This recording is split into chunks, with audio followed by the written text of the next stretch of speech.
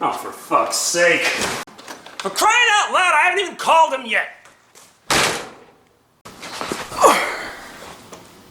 I am the terror that flaps in the night. I am the shoelace that came untied. I am...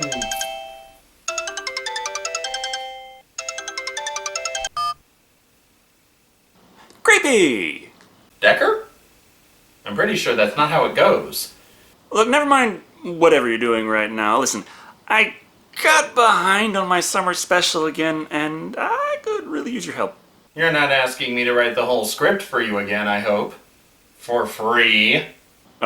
No, that never entered my mind. It's this movie, Halloween H20, 20 years later. I remember. Came out in 1998, I believe. Yeah, it was back when the slasher genre was getting all trendy and self-referential with the success of Scream, so, want to give me a hand reviewing it? Fine. I guess the Darkwing Duck retrospective will have to be postponed until next year. The what? Yeah, who cares about that anyway? Chances are nobody's seen that show or remembers what it was about anyway. Now hurry! Hello, World Wide Web. I'm Dr. Shado, the internet personality with the best hair. And I'm that long-haired creepy guy. What? This is usually the part where all of your rabid fans start booing and calling for my untimely demise. They're camped out in my front yard this week. All 4 of them. I hope they remembered to carpool. Either way, today we're looking at Halloween H20, 20 years later. The first Halloween movie of the slasher genre revival of the late 90s. The big draw this time around is they got Jamie Lee Curtis back to reprise her role as Laurie Strode. Also, water. What does water have to do with the Halloween franchise? I'm so glad you asked, Creepy. It's because, as it turns out, it is still... the summer of Halloween!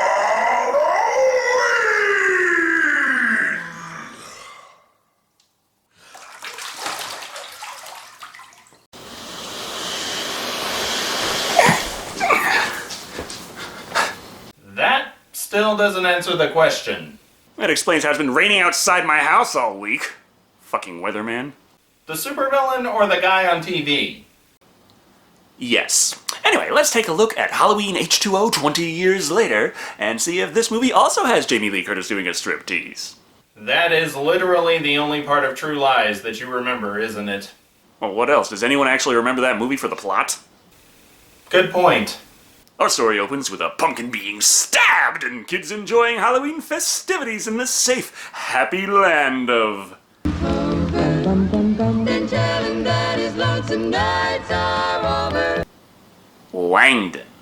Well, they brought the same actress back to play her most famous role, but fuck you, Haddonfield. As we see, Marion returns, still in uniform, and is still being played by Nancy Stevens. However, that's the best thing we can say about this scene. Immediately after she arrives, Marion discovers her house has been broken into. Unlike most victims in this franchise, though, she immediately goes next door for assistance. Hey. Finding Joseph Gordon-Levitt as her only hope. This woman is screwed on a variety of levels, and we're only 2 minutes in.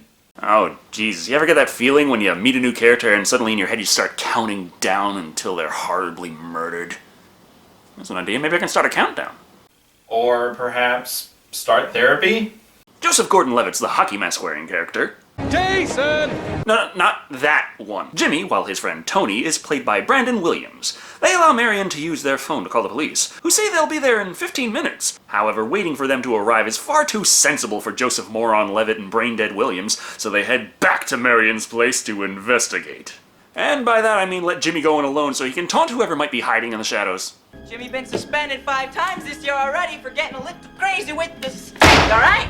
Well, that's one way to describe chronic masturbation. I just want it on record that it was Decker who said that, not me.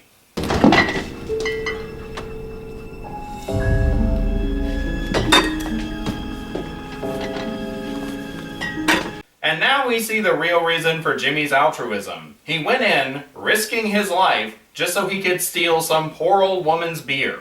She lives alone. She's gonna know somebody took that. Probably you, Jimmy. Ah, no, adult responsibility? Anything but that! Jimmy, stop and think. Hard as that may be, The kitchen is not attacking you. Well, he certainly taught those pots and pans a lesson, at least. Now that he's proven his manliness by trashing someone else's kitchen, Jimmy leaves with the beer stashed in his pocket, blaming the kitchen fiasco on the burglar. They did a real number on your office. My office? Yeah, there's crap everywhere. Oh, and also they messed up your kitchen really bad too. Yeah. The kitchen was his fault. The office, not so much. Thinking the police are on their way, probably because enough time has passed for fucking nightfall to come and go, Marion goes back inside to investigate. Never mind the messed up kitchen though. Someone has in fact broken into the office and stolen Laurie Strode's personal file.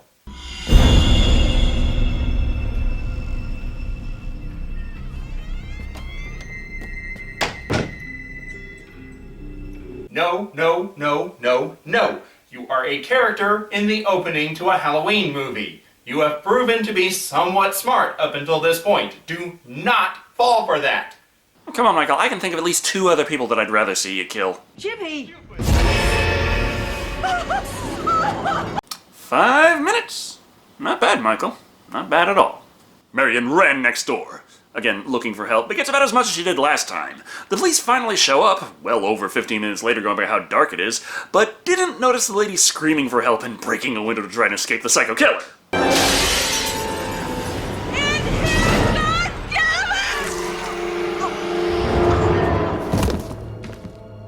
They have not gotten far, but you can already tell that Dr. Loomis is dead. There's nobody competent left to try and stop Michael Myers. I feel like there should be a higher body count if that's the case. Nevertheless, with the body count having started, Michael rolls down the street past the oblivious officers in his silent running car. We find out that Dr. Loomis is indeed dead. Marion was living with him as his round-the-clock nurse, but Loomis hadn't given up on his obsession with the Haddonfield slasher. Son of a bitch, dude! Get a hobby! And you have what we in the trade call a crazy-ass murderer wall. It's a technical term. Well, that's a great big wad of crazy up on all 4 walls. Can't this guy collect normal things? Bottle caps? Funko Pop figures? Planet of the Apes porn parodies? The various clippings give a brief history of the Haddonfield murders and the Halloween franchise. Funny thing, this was originally written with the idea that Halloween 4, 5, and 6 did happen. But the only thing from that timeline that made it into the final production was a mysterious pair of bloody scissors in one image. Either way, the real set of events can begin on the spooky, dark hallways of school, where we are shown in short order. It is Halloween, closets are very bad hiding places, and of course...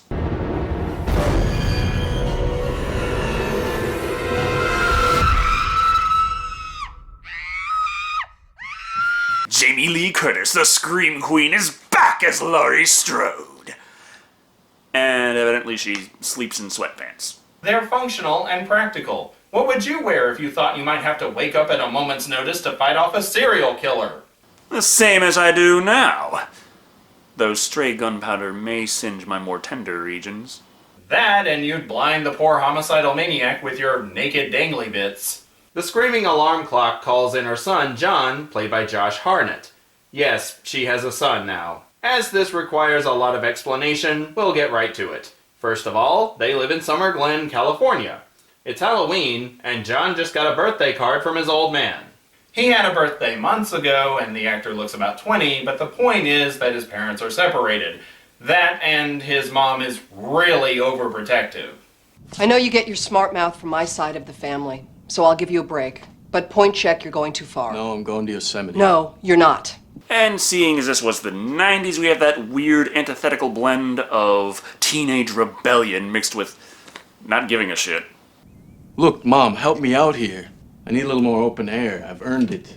I'm the last person to complain about talking in monotone, but for the love of goddess, inject some emotion into your voice. That's what they're paying you for. Laurie Strode's life is far from perfect. Despite being the headmistress at a private school, she still has nightmares and flashbacks about Michael. She's also described as a functioning alcoholic by her son, which in this movie means she drinks like a fish, but it never seems to affect her, and it's not like we ever see her doing it to escape one of her many Michael Myers flashbacks. But never mind any of that, it's time to head to Hogwarts.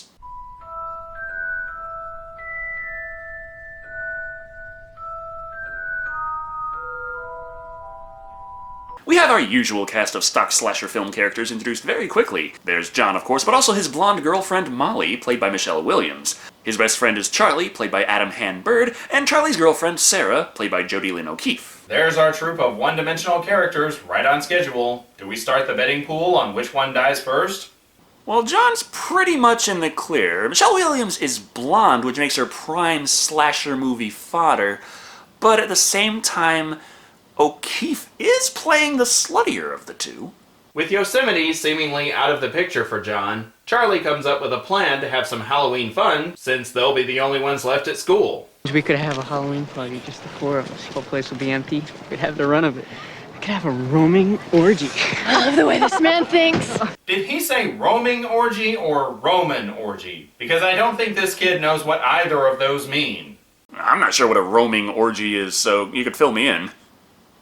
It means there'll be a lot of soiled sheets at that school on Halloween night, and that's before any of the murders happen.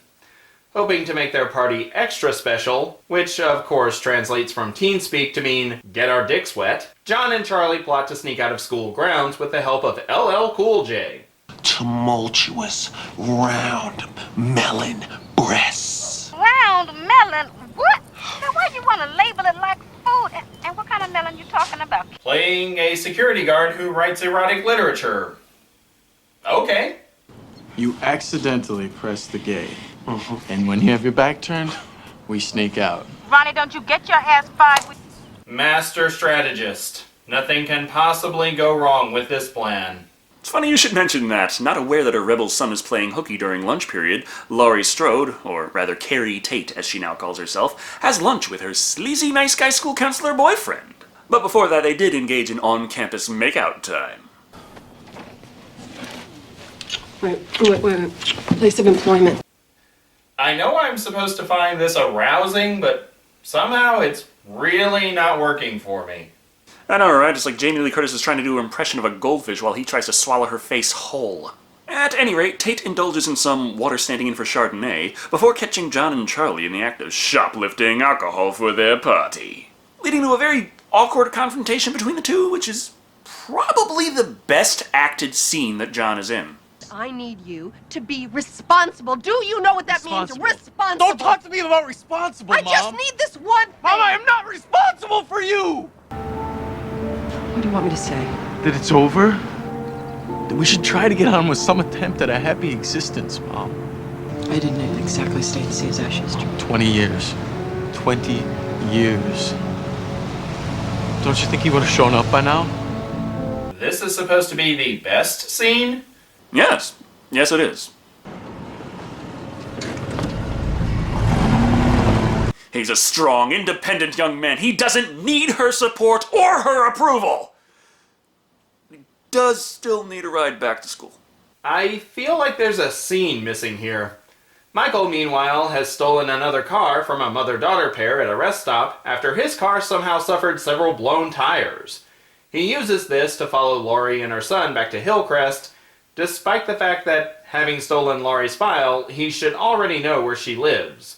Oh well, in trouble at school, in trouble with your friends, in trouble with your family, possibly in trouble with the law. Look at the bright side. You can still work on getting laid tonight.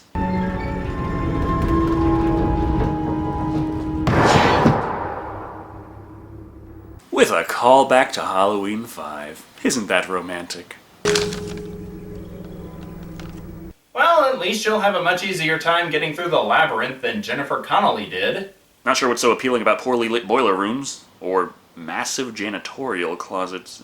I told you it was poorly lit, but never mind the smell, the clutter, or just how damn hard it is to find this place. It's absolutely, positively the most romantic location ever if you want to bring some slasher villains over to slaughter you and your friends, most of which are heading to Yosemite at some point, but first, to class.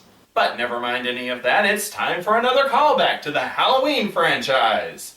Guys, it's Frankenstein. Molly, please. Do you have any thoughts on Victor and Elizabeth?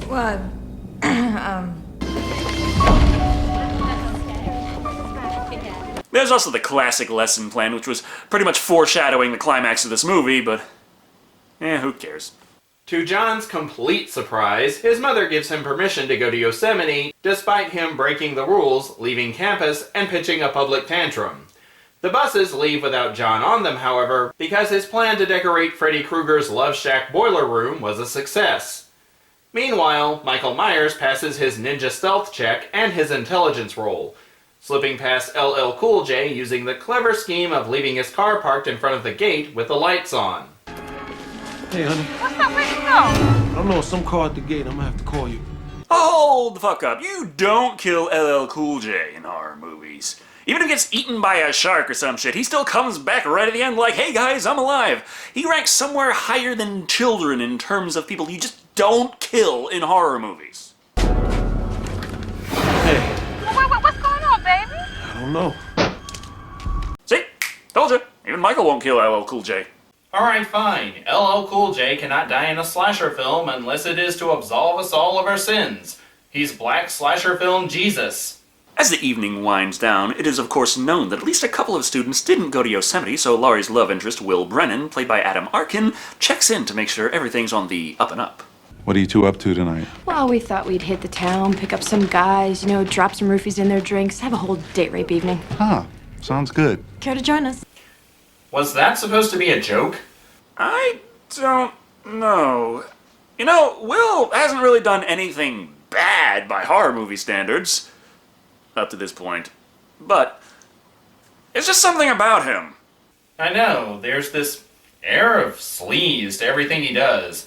He's not the kind of teacher you'd want to be alone with. Hell, he's not someone I'd trust to house sit my pets. Either way, that activity is enough to get him off the kids' backs, giving them free rein to run the school grounds, steal a ton of grub from the cafeteria, and have the best damn Halloween party ever. Though going to Yosemite probably still would have been a lot cooler. Laurie, on the other hand, jumps between more awkward makeout time with Will, interrupted by the need to yet again cover the backstory of the series, and followed by explaining the title for the umpteenth time. It's like 20 years ago, right? 1978. Oh, yeah, that's right. This movie came out 20 years after the original Halloween, and here we are today reviewing this movie 20 years after it came out, 1998 to 2018. You mean to tell me you're just now figuring that out? Laurie Strode explains that she is, in fact, Laurie Strode, and that her history is a sad one full of terror and murder and faking her death in a car accident to try and escape Michael. She then realizes that, hey, her son's the same age she was when Michael came for her. With that in mind, she tries to phone Yosemite, but whoopsie, all the phones are dead. Trying to make sure her family isn't, she grabs the gun and heads out at once! Jesus Christ! Wow. Racist much? I think pulling a gun on LL Cool J is something that could get you killed. Faster than anything Michael Myers could do. Well, considering Michael is known for moving at a speed the tortoise would laugh at, I'm sure it would. While this movie goes over Laurie's backstory yet again, Charlie is being a dumbass with the garbage disposal. Michael seems more confused by Charlie's presence than anything else. He doesn't go for the classic pureed hand to finish Charlie off either. In fact, we don't see Charlie's death on screen. What? Charlie, what are you... Well, it couldn't have been that impressive of a death. Look at his face. He's like, yeah, I'm dead. Whatever. Even the dead can act better than our leading man in this movie. As Michael is coming for Sarah in short order, she goes to escape. But not only does Mikey stab her leg, but when she tries to get out at the top, her leg is caught under the sheer weight of her dead boyfriend's leg. Which somehow means it's so stuck Michael can drop the lift and break it. But then she just pulls it through. Well, I'm not going to be able to get up and run like Laurie on that thing.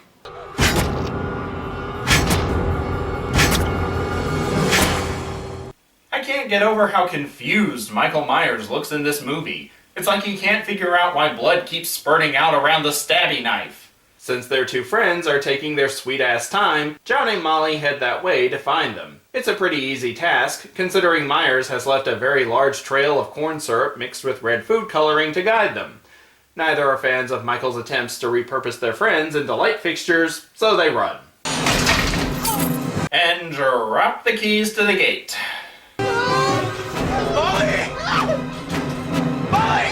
Molly was supposed to have stayed behind because her father welched on her tuition payments. Going by this, though, the only academic achievement she'll be receiving is a Darwin Award. Fortunately, this is one of those self-locking gates, so they still have a little time to slam on the door and scream for help before Michael can figure out which key is the key to murder. As expected, Laurie saves the kids in the nick of time, winding up face to face with the man who has haunted her for years.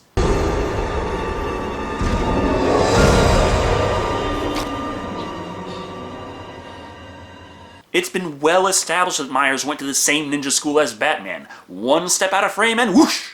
Teleport. True, but Laurie has a gun and Michael only has a knife.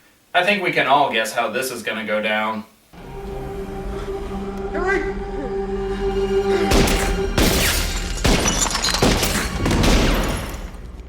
Huh, he's dead. They shot him 6 times! 5 times, actually.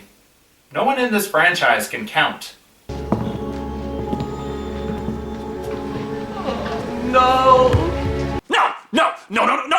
No! Fuck no! Wow. Hard to believe it, but Decker was right. This movie is racist. I thought...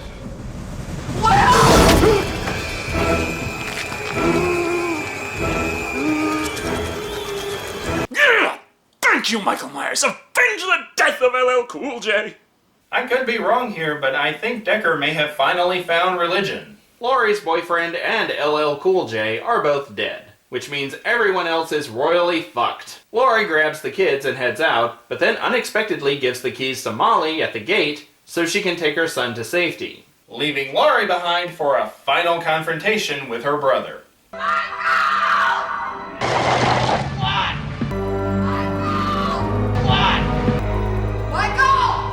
He said what, lady? Geez, you need him to shout it 6 times? Thus, the final battle is underway. Michael has learned quite a bit from the Xenomorphs, it seems, but still only manages to stab Laurie in the same spot on her arm he did in the first. The conflict between Michael and Laurie is pretty well done, if you ask me. It almost makes it feel like it was worth sitting through the rest of the movie. After much back and forth, eventually, Laurie gets Michael down and moves in to finish him off once and for all. He's dead. He's dead. And our slasher movie savior, LL Cool J, has risen! No villain shall kill the purest of all horror characters. Yep, black slasher movie Jesus. He's like the late 90s version of Optimus Prime. Remember, I died for your sins. It's the end! Or is it? Having gone this long living in fear, Laurie isn't going to let Michael have another chance to escape. Stealing an officer's gun and the ambulance, Laurie drives away to a spot off campus, slams on the brakes to toss Michael out the front windshield, and then runs him the fuck over. She's fine. If hours and hours of Assassin's Creed has taught me anything, it's no matter the force landing in hay, perfectly safe. Michael. And Michael Myers is alive because, well, he's Michael Myers. If sequelitis can't kill him, then nothing will.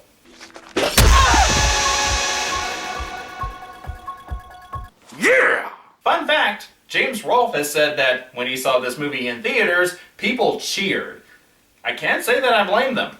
Go Laurie!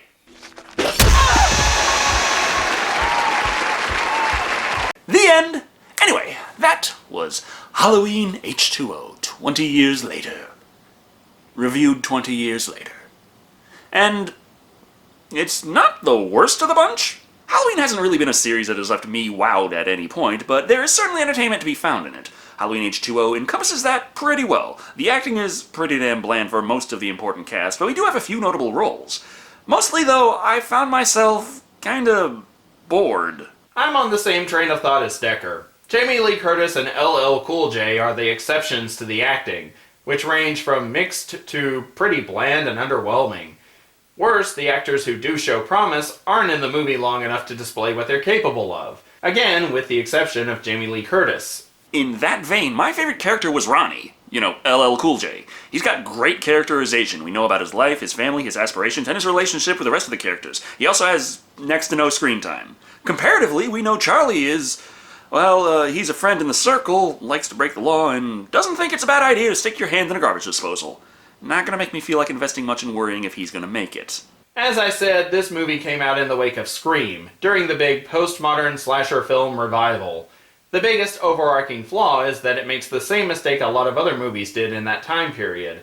That is, it doesn't trust the audience to be intelligent enough to follow the film's plot. The repeat of Laurie's backstory and constant reminder of how many years it's been, both in the movie and the title, make it blatantly clear what the filmmakers thought of the genre's fan base. Overall, Halloween H20 is a late 90s slasher flick. Budget's high enough to do the job, but not so high anything astonishing is going to happen. It's got star power going for it, and more than enough winks and nods to past films, both Halloween and otherwise. However, as fun as the showdown between Michael and Laurie is, it's hard to justify the journey there, coming in at 2 sacrilegious shots into LL Cool J out of 5. There are good moments throughout the film, including but not limited to the nods to the franchise as a whole. That is ultimately all they are, though. Moments. Personally, I feel as though the story could have been stronger with Josh's role going to a female actor, giving a stronger tie between Laurie's maternal role and the generation gap between the two. However, the last act and confrontation between Laurie and Michael is well worth sitting through the movie for, bringing the film up to a solid 3 erotically charged romantic novels written and narrated by LL Cool J out of 5. They have that on Audible? Asking for a friend. To the best of my knowledge, no.